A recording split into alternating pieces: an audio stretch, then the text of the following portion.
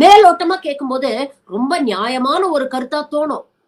ஆனா மாதவனுடைய நோக்கம் என்ன அப்படிங்கறத கொஞ்சம் இறங்கி நம்ம அலசி ஆராய்ஞ்சோம்னா மண்டை மேல இருக்கிற கொண்டை ரொம்ப தெளிவா நமக்கு புரிஞ்சிரும்.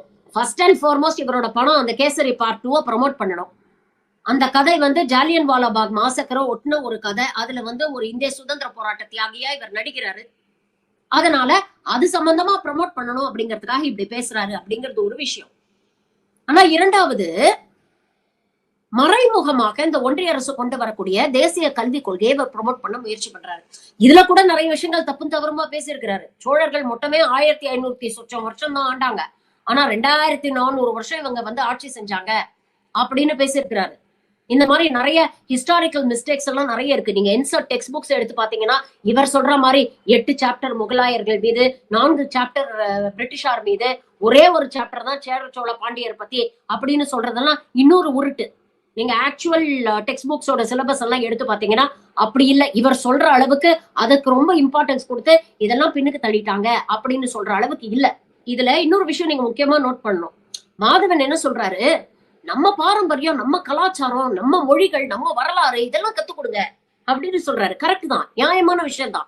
ஆனா வரலாற்றோட ஒரு சில பக்கங்களை அப்படியே இருட்டடிப்பு செஞ்சுட்டு இல்ல அதை ஒதுக்கி வச்சுட்டு மீதி வரலாறை எப்படி சார் கத்துக் கொடுப்பீங்க? வரலாறுங்கிறது காலத்தோட காலம் மாறக்கூடிய ஒரு கண்டினியூட்டி இருக்குல்ல. நீங்க நடிக்கிற படத்துல முதல்ல இருக்கிற ஒரு 4 சீனை வச்சுக்கிட்டு கடைசியில இருக்கக்கூடிய ஒரு 4 சீனை வச்சுக்கிட்டு இடையில இருக்கிற ஒரு 10 சீனை தூக்கிட்டீங்கன்னா எப்படி சார் ஆடியன்ஸ்க்கு கதை புரியும்? வரலாறும் கிட்டத்தட்ட அதே மாதிரிதான். இதுல இன்னொரு விஷயம் என்னன்னு பாத்தீங்கன்னா, என்சாட் சிலபஸ்ல நம்ம நாட்டு பாரம்பரியம், கலாச்சாரம், நம்மளுடைய வரலாறுன்னு சொல்லி யாரை பத்தி எல்லாம் தெரியுமா கத்து கொடுக்குறாங்க? ராணி லட்சுமி பாயை பத்தி கத்து கொடுக்குறாங்க, மங்கள் பாண்டே கத்து கொடுக்குறாங்க, மகாத்மா காந்தி, ஜவஹர்லால் நேரு கத்து கொடுக்குறாங்க, சுபாஷ் சந்திர போஸ் கத்து கொடுக்குறாங்க, பகத்சிங்க பத்தி கத்து கொடுக்குறாங்க. இதை தாண்டி எத்தனையோ சுதந்திர போராட்ட தியாகிகள் இல்லையா? ஒட்டுமொத்த இந்தியாவில் இருக்கிறவங்க எல்லாரும் சேர்ந்துதானே சுதந்திரத்துக்கு போராடினாங்க. அப்ப இவங்களை பத்தி டெடிகேட்டட் சாப்டர்ஸ் என்சர்ட் கத்து கொடுக்குது.